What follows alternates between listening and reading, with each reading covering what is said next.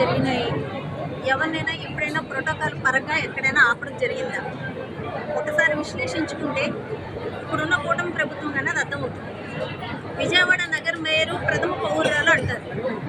Minimum common sense కూడా లేకుండా protocol వెహికల్కి ఏంటి స్టిక్కర్ లేదని చెప్పి కింద దగ్గర నుంచి ఆపుతూనే ఉన్నారు. ఎక్కడ పడితే అక్కడ నేను మేయర్ని కారుకు పెద్ద బోర్డు ఉంది మేయర్ అని. ఈరోజు నగరపాలక సంస్థ లేకుండా, నగరపాలక సంస్థ సహాయ సహకారాలు లేకుండా విజయవాడలోన భవానీ దీక్షలు కానీ శరన్నవర కానీ నిర్వహించగలరా?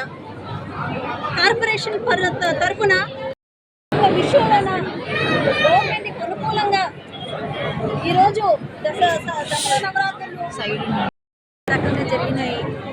ఎవరినైనా ఎప్పుడైనా ప్రోటోకాల్ పరంగా ఎక్కడైనా ఆపడం జరిగిందా? ఒకసారి విశ్లేషించుకుంటే ఇప్పుడున్న కూటమి ప్రభుత్వం అనేది అర్థమవుతుంది. విజయవాడ నగర మేయరు ప్రథమ పౌరురాలు అంటారు.